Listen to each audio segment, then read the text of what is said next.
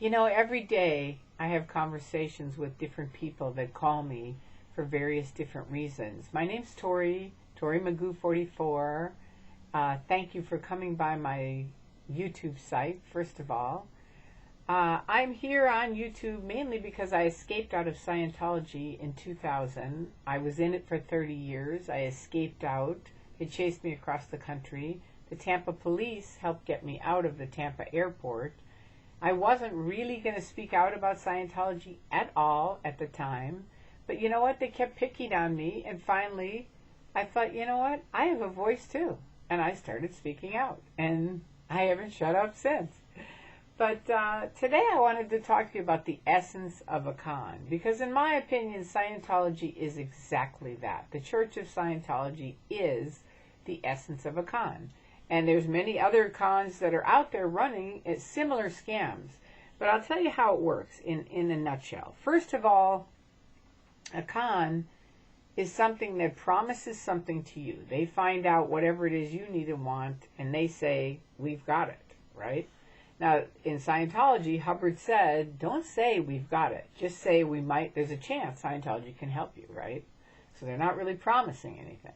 But they've dug in, found out what your buttons are, and then they're like, sure, you know, my analogy is it's sort of like a mind-controlled train, right? Where, you know, you get on very easily, but it's very, very hard to get off the train, right? But it seems like nothing in the beginning. It's like, yeah, hop on, you know, $15, $20, get on the train, you know, there's a good chance we can help you with that. All right, so people hop on, they're kind of innocent. They're like, okay, you know, let's hop on the train. And pretty soon, they finish their course, and they're ready to get off, right? And it's like, they don't know behind the wall, like let's say this is a wall, right? And behind it, they just think it's their supervisor and them, right? Just these two people. But behind this wall is a massive amount of people. It's an entire sea organization of people that are dedicated to one thing, and one thing only, and that's making sure that person gets through that course. And there's high penalties if they don't get that person through that course and on to the next course, right? And that's the other part of the con. You got to go on to the next thing, whatever it is. You got to buy more. You got to keep moving. You got to stay on the train, right? And that's how all cons work that way, right?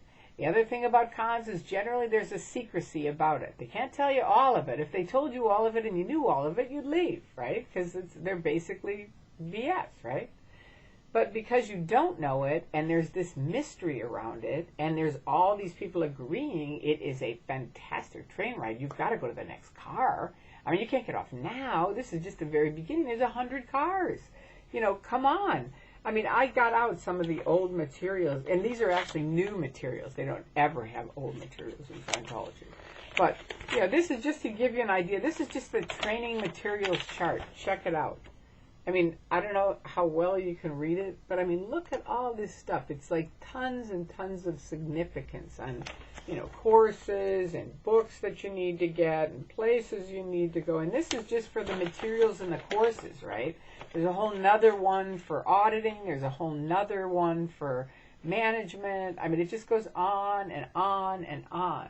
But all these things have one thing in common, which is you can't really know. You can only know a part of it. Sure, you can buy the books, but when it comes to like the OT levels, which are the really, think of it like a pyramid, they're up in the very top levels. They can't tell you about it, nor can they let you on a level. And remember what I said about all the people behind the curtain? So you're going to be talking to one person out here saying, yeah, you know, I think the OT levels would be a very good idea, you know, for you to do. You have no idea that on this other side, there are hundreds and hundreds of people that are working to make sure that you pay for that next OT level. If you knew that, you wouldn't do it again. But it's a very, very tricky thing. And the other thing on the train is that most people on these trains of cons, honestly and truthfully, same as I did, you believe it's a good ride. You believe it's important for people to get on the train and take the ride, right? You think their life is going to be better because of it. They wouldn't be doing it if they didn't. Now, if I had $1 for every person who says, I would never do something like that. Neither would I. I was a free speech advocate when I got into Scientology in 1969. I was a hippie, for God's sakes. I was against organizations. I was a peace freak, who was out marching against the Vietnam War. I was a druggie. I was totally against organizations and the Sea Organization and Hubbard with all his pictures around. He looked like Hitler, for Christ's sake. I mean, it was very spooky to me.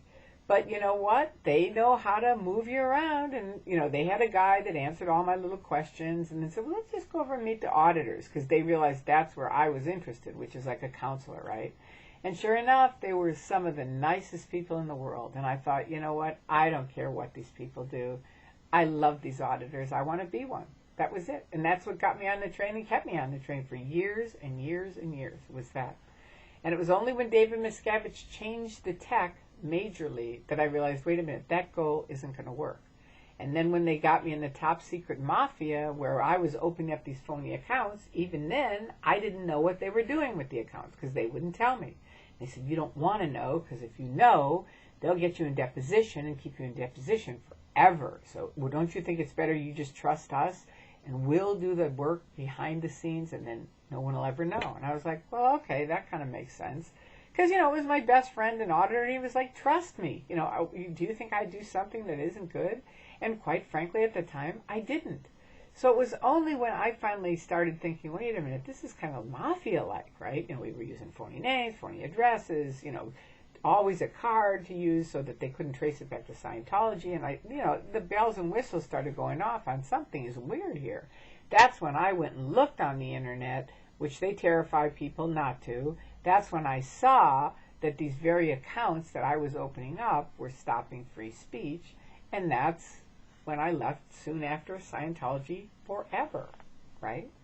So if you are entering into or being suckered into a con, if you're part of a con and you're not talking to your parents because they're kind of going, I don't think this is a good thing for you, call your parents. Scientology, per the creed of a Scientologist, says man has the inalienable right to free speech and free thought.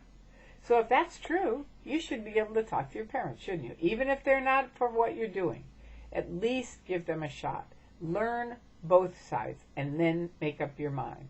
The biggest mistake people make in any kind of a con is just blindly going into it and buying it. Like deers in a headlight. They're like, okay, it must work. And then when it doesn't, it's a major shock. And it's a major upset for a lot of people. So don't waste your life, especially if you're younger, but even if you're older. Get on the net, read both sides, find out what you're into, and then make up your own mind. And the key word in that is your own mind, okay? Don't let yourself get conned. I hope that helped. Peace. Have a wonderful